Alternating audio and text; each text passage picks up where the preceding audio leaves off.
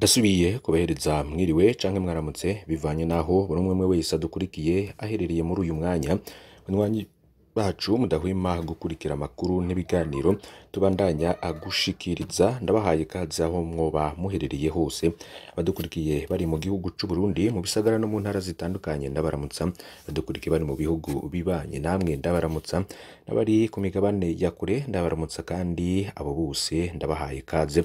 Umwanya w'amakuru agezweho, hari inkuru nshasha duhejeje kuronka ivugwa ku mugambi wo gutembagaza Varisito Ndayishimiye. Muri aya makuru niyo tuza kugaruka ko ni ibintu rero ngo vyoba bigeze ahakomeye cane, kugeza naho abarundi bamwe bamwe bariko basaba umukuru w'igihugu gutahuka kugira ngo atunganye ibintu mu gihugu ciwe. Nuze gucikwa, hari inkuru ihejeje gutangazwa mu bakurikiranira hafi ibibera muri politike. Ivyo rero bikaba vyatangajwe na Alexis Nduhije arongoye umugambwe MSD, nawe yemeza ko ari umugambi wo guhirika ubutegetsi. Ni ibintu vyinshi rero muri aya makuru muraza kumviriza, ariko imbere yuko tubigarukako reka tubanze tubabwire utu dukuru tudasanzwe. Mu gihe Perezida Varisito Ndayishimiye yariko arashikiriza ijambo ryiwe mu nama ya ONU igiriya 78, habonetse isanamu y'umutambukanyi wiwe Angelina Ndayishimiye, bisa naho yakoze agasha. Ico gihe rero kwigumwa vyaramwankiye, aca arahaguruka atangura gufata agafoto k'umushinga ntahe wiwe ariko afata ijambo. Ni nk'iyo foto rero muhejeje kubona muri ekara zanyu. Ikindi mwomenya nuko aho Varisito Ndayishimiye ari mu gihugu ca Leta Zunze Ubumwe za Amerika, bundi ari muri Assemblée Générale ya ONU ya 78 nk'uko mejeje kubivuga. Ni urwego rero rwisoniye kandi rusonerwa, hahurirwa abakuru b'ibihugu vyose n'amareta. Ni rya mbere rero habonetsemwo umwana w'umukobwa w'umukuru w'igihugu. Ico gihe rero yari yicaye muri delegation y'igihugu. N'umwana w'umukobwa Varisito Ndayishimiye, no muri iyo sanamu muriko muramubona. Reka tugaruke kuri ka gakuru kavugwa cane ku vya kudeta. Haraheze imisi 11 Varisito Ndayishimiye atari mu gihugu. Ubwa mbere rero ku itariki ya 12 Perezida w'u Burundi Varisito Ndayishimiye yagiye mu rugendo mu gihugu ca Cuba. Ico gihe yari yitabiriye inama izohuza abakuru b'ibihugu 77, hiyongeyeko n'Ubushinwa.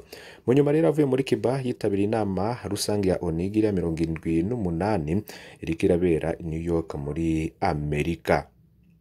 Haraheze rero ico gihe gishika ku ndwi, abarundi bamwe bamwe basaba ko Perezida Ndayishimiye yogaruka agatunganya ibintu, kumva zuko hariko haravurwa inkuru zirabana na kudeta, ndetse abenshi ntibahengeshanya kuvuga ko mwanya n'umwanya bishobora kuba.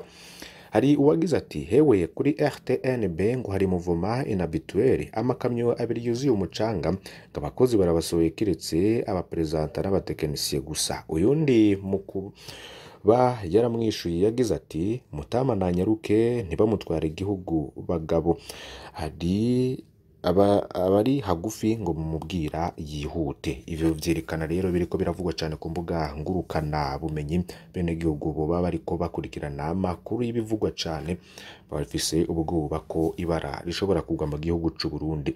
Inkuru rero igezweho muri aka kanya, ku mugambi wo guhirika ubutegetsi bwa Perezida Ndayishimiye ngo ugeze kure, aho hariko harategurwa uwundi mu generale aturuka mu mugambwe CNDD-FDD guca amusubirira. Bikaba bihejejwe gutangazwa n'umunyepolitike Alexis Nduhije. Uwo rero akaba arongoye umugambwe MSD. Ku rubuga rwa Twitter, Alexis Nduhije yatangaje aya majambo agira ati hari umugambi wo gutembagaza General Neva, akaba yasubirizwa uwundi mu generale bakorana buri munsi. Alexis Nduhije akaba yabayandenije agira ati buri gihe tuzohora twiyamiriza kandi turwanya guverinoma izava kwitembagazwa ry'ubutegetsi rikozwe n'igisirikare mu Burundi. Ngo leta ihari ubu irafise igisirikare kandi ntidukeneye kubona generale asubirirwa n'uyundi mu generale. Ngo niko kuri ko abarundi barakeneye no gukoranga ibishoboka byose kugira ibi bihere kandi bashinge demokarasi iramba. Alexis Nduhije akaba yasozeye agira ati abarundi mumere magabo ariko ntimugire ubwoba. Ivyo Alexis Nduhije akaba yavanditse ku rubuga rwa Twitter n'ubundi rukoreshwa n'abantu batandukanye hari ku isaha 10 zo kuri uyu munsi ku itariki ya 23 z'ukwezi kw'icenda 2023. Bamwe n'abandi rero bihweje ivyatangajwe ndetse n'ibiriko biravugwa cane muri iyi minsi bavuga ko Varisito Ndayishimiye atitonze canke taravye neza ngashobora gufatanwa igihugu. Hari amakuru rero atandukanye yoba yaravuzwe ku basirikare bakomeye harimwo na General Prime Niyongabo dore ko ngo yashatse gukurwa muri ayo mabanga ariko umushikiranganje wa mbere Gervais Ndirakobuca aca abihinyuza dore ko yanze gusinya kwikete yari ryatunganijwe n'umukuru w'igihugu kugira ngo akurwe mu mabanga yo kuba arongoye igisirikare c'u Burundi. Ibintu rero bibandanya kuboneka ko vyoba bikomeye. RPA ijwi ry'abanyagihugu radio ikurikiranwa na benshi nayo yemeje ko Varisito Ndayishimiye yashize umukono ku iryo tegeko rikura Prime Niyongabo mu mabanga y'umukuru w'igihugu maze umushikiranganje wa mbere General Ndirakobuca aranka kurishira ko umukono ngo niho hoba haranavuye n'ibihuha bivuga umugambi wo gutembagaza ubutegetsi kuva mu ndwi iheze. Benshi bakibaza ngo Uburundi muri uyu mwanya bwoba burongowe nande, bagasaba Varisito Ndayishimiye gutahuka akava mu nama arimo akaza gukwirikirana ibirana politiki hamwe n'umutekano w'igihugu uciwe. Nivyo rero bibandanya kuboneka cane n'inkuru rero zindi zitandukanye abantu bariko barasangira zose zigaruka kuri ico kibazo c'uko ashobora kuba kudeta yatangajwe canke yatangiye kunurwanurwa inyuma y'uko abantu benshi babonye abasirikare bakikuje imbonesha kure ndetse na radio vy'igihugu ni RTNB bakaba rero baravuze ko ivyo bitari bisanzwe dore ko ari n'umurwi w'abasirikare bari basanzwe barinda iyo radio ndetse n'imbonesha kure vy'igihugu bo bari bashaka gusubirizwa n'abandi ariko nabo baranka baranana bavuga ko atari ibintu bari bamenyeshejwe. Vyerekana ko hari umugambi rero mubisha ariko ngo abarundi bagume barikanuye kuko umwanya n'umwanya ngishobora rirashobora kubira bakarero babandanya no gusaba Varisito Ndayishimiye ko yotahuka akava mu ngendo arimo akaza gukurikirana biriko bivugwa mu gihugu ciwe. Reka rero tubandanyirize aya makuru mu bindi bitandukanye vyo vyanditswe mu bimenyesha makuru no kumbuga ngurukana abumenyi. Reka rero dutangurire kuri iyi nkuru iteye agahinda. Ibirasi bitanu vyo kuri Lycée des Amis yo kwibuka hamwe n'ikirasi kimwe ku ruhande rw'uburaro bwo kuri ETC kwibuka aho ni muri ntara ya Gitega ngo vyaruguruwe n'imvura ivanze n'urubura n'umuyaga yaguye ku muhinga mu wuku wa 22 kwezi kw'icenda 2023. Ibikoresho bimwe bimwe vyo muri ivyo birasi vyarahononekariye. Ubuyobozi bw'ayo mashuri bavuga ko hamwe ivyo birasi bitokwihuta gusanurwa ivyigwa vyohungabana kuva ku wa mbere kuko abanyeshuri bataronka aho bigira. Bagasaba rero ababishoboye kugira ico bafashije kugira abana b'abarundi nabo bige.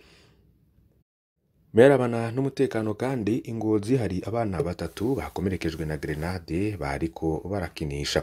Ari kuri uyu wa 23 kwezi kw'icenda 2023 isaha 4 zo mu gatondo ahitwa ku Mubuga ni muri komine Ngozi aho abana bari basigaye kumuhana abavyeyi babo bagiye gukora mu mirima. Umwana umwe ngo yagiye mu nzu y'abavyeyi atorayo grenade ariko arayikinisha ica iraturika abana batatu barakomereka. Umwe akaba aremvye cyane nkuko ababibonye bavyemeza. Baba aho ku Mubuga baciye rero babangukana abana ku bitaro bikuru vya Ngozi aho umwana umwe ababaye cyane nabo bandi bakomeretse vyoroheje ariko bariko baravurwa. Serugwa nawe asanzwe ari umwigisha akaba yahagaritswe ku mvo z'amatohoza. Uyoboye igipolisi muri komine Ngozi yashitse agira amatohoza yongera ahanura abanyagihugu kudatunga ibigwanisho. Umupolisi rero akaba yabwiye abatunze ibigwanisho kubishikiriza inzego zijejwe umutekano atari uko amategeko arabahana dore ko vyaje binakurikira n'isakwa ryigeze gukorwa n'igipolisi kugira ngo barabe vy'intwaro zinyegejwe n'abenegihugu mu mihana yabo. Reka rero aya makuru tuyabandanirize kuri aya akurikira. Ku munsi w'ejo mu ntara ya Cibitoke, umushikiranganji wa mbere Gervais Ndirakobuca ari kumwe n'umushikiranganji w'intwaro yo hagati mu gihugu hamwe na buramatari w'intara ya Cibitoke bagiye gushigikira baburiye ababo mu gitero cagizwe ku mutumba Ruhagarika mu mugirwa wo kudanduka. Nkuko ari imigirwa y'ikirundi igenda, umushikiranganji wa mbere akaba yari yitwaje ibiryazagu vyo gufasha ababuze ababo muri ico gitero. Umugwi w'ababisha rero ukaba warateye kuri uwo mutumba mw'ijoro ryo kuwa 11 ushira wa 12 kwezi kwa gatanu umwaka w'ibihumbi 2018. Umushikiranganji wa mbere Gervais Ndirakobuca akaba yarashizeho ingori z'amashu bwahambwe bahitanywe n'ico gitero. Ni mu rwego rero rwo kwifatanya nabo. Tubandanirize yavugwa cane ibubanza umunyororo w'ubuzima bwabo bwose nico gihano sentare nkuru y'Ibubanza yaciriye kuri uyu wa gatanu abagabo batatu bagerewe n'icaha co kwica babiteguye. Umutamakazi w'imyaka 75 hari kuwa 12 Nyakanga umutumba Rugunga muri komine Gihanga. Iruhande y'umunyororo sentare yategetse ko batanga indishi y'akababaro ya miliyoni 30 n'amatungo yabo aje mu minwe ya sentare. Umwe muri abo bantu ni umusaza yishwe bari basanzwe rero ngo bafitaniye amatati y'amatongo nk'uko amakuru ava mu Rugunga avyemeza. Urubanza rw'ikibiriraho bagirijwe bishe baciye umutwe wa mutamakazi bongera bamuhamba mu murima kuri uwo mutumba Rugunga. Naho hari umwe muri bo yaburanye ahakana icaha. Bose bagiriwe no kugandagura uwo mutama babiteguye bari bugize kabiri bumvirizwa muri iyo sentare. Ni mu gihe mu Kayanza rero ubuhinga bushasha bwo kurima igiterwa c'umwumbati bwoba bwarabonetse. Bamwe abanyagihugu bo muri iyo zone Kabuye komine Kayanza barima ico giterwa bacimishijeho canke se greffage ikindi giterwa c'umwumbati bita ipira canke igitaraza. Ico naco ngo cari kimenyerewe gusoromwa ko imboga gusa. Ubu buhinga bwarazanywe na koperative Mbegera Bunini ikorera aho mu Kabuye. Manuel Barukinamwo ayirongoye akabagira ati tubanza gutegura umwumbati usanzwe ushora yaba umwumbati urura yaba umwumbati uhoze dusanzwe tumenyereye kwa nyuma hejuru duca tugrefa kwigipira tugaca duheza tukabangurira ko kugera hejuru hakore ca giti c'igitaraza.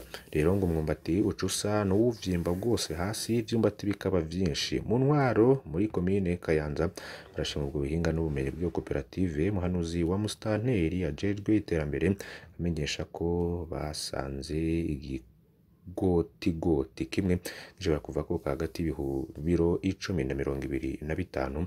Konsolate Majambere akaba ahamagarira abanyakayanza kwijukira ubwo buhinga bushasha kugira barwize umwimbu.